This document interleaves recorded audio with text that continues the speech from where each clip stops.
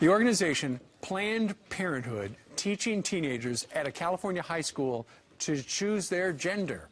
They're using this genderbread person, kind of a takeoff on the cookie, to do it. And the sex ed class doesn't stop there yet. But is that really Planned Parenthood's business, teaching your kids about the birds and the bees? I don't want Planned Parenthood anywhere within, 10 miles of my kid in school, for crying out loud. Joining us now is Brad Dacus, president and founder of the Pacific Justice Institute, former legislative assistant to U.S. Senator Phil Gramm. Hello, Brad. Oh, hello. Thanks for letting me on the program. Oh, please. Thanks for coming on, and thanks for the work that your organization does in cases like this and others. That, when I saw this, I almost flipped out, because this is, how is this, first of all, how is this allowed to happen? Well, I tell you, Steve, it happens because parents don't know what's taking place, and school districts are concealing it. That's what this school district did. It's in Lafayette, California. This school district went ahead and signed on to have Planned Parenthood do all their sex education for this high school. And when it came time to giving notice to parents, got this just real vague, short little checklist that didn't reveal this information at all. So the average parent wasn't aware, and they came in and did this presentation. They also engaged in surveys of the children, and of course, federal law says that you have to have written parental consent for any survey or questionnaire regarding sex, family life, morality, religion.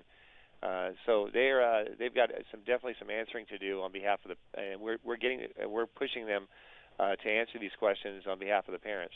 All right, so the parents became aware, and now they're pretty ticked off, right? That's right. Parents collected more than 100 signatures on a petition protesting this. In fact, the school board had a school board meeting just a couple days ago. I was there myself. And we definitely don't see an attitude of remorse or regret. We have sent a demand letter to the school district requesting documents, information. They've delayed another 2 weeks, and we're going to hold their feet to the fire until they are responsible and not have such an extreme, outrageous organization like Planned Parenthood put on such an extreme, outrageous, out of the mainstream presentation to the harm and detriment to young boys and girls, at such a formative age. All right, so let's talk about some of the. We touched on. Basically, they were telling 13-year-olds that they could have sex, that they could choose their gender. As you mentioned, the questionnaire. What else went on that maybe I'm not covering here? Well, I think what's important to note is specifically it was called the sex check. It's called Sex Checklist. Are you ready for sex? And they're asked questions on this, and the basic determination is, after they're done with this checklist, is that if they won't feel bad about it, and they know how to tell their partner what feels good, then it's okay. They're also instructed to encourage to ask each other questions like, is it okay if I take off my pants?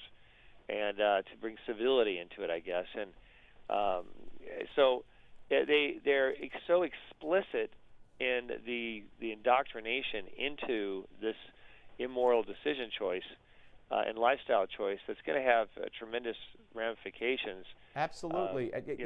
Brad, the genderbread person, like the gingerbread man, right? The genderbread person. They use that, and they talked about all kinds of identity, orientation, expressions. It's part of an agenda, and is it illegal? Was it illegal for this school district to bring in Planned Parenthood? Or without? I guess technically you say they sent this, kind of vague notice home somehow. But does that clear them? Well, we would contend that it doesn't. That the notice must be more explicit. We also note that parents asked for information about this and were just given a few sheets of paper and not the full curriculum. Parents under California law are entitled to review all curriculum material that is given to their child when requested. So that wasn't complied with. And then they also parents wanted to sit and review it or have a prior videotape. They denied that as well. And then we also have, of course, the survey issue without parental consent. So this school district, we believe, has violated several legal requirements, and we're if the parents wish, we're going to hold them accountable accordingly. But in the meantime, let me just tell for your audience out there, no matter what state they're in, we have a resource that can be very helpful. It's an opt-out form. There's 2 of them we've produced, and for all 50 states, and they could download those from our website at pji.org, pji.org, under resources. Click that and then download it, and that could be very, very helpful. They need Great, good to know. As the father of a 15-year-old freshman in high school, that's good to know. Brad, great talking to you, sir. Keep us informed on how this goes.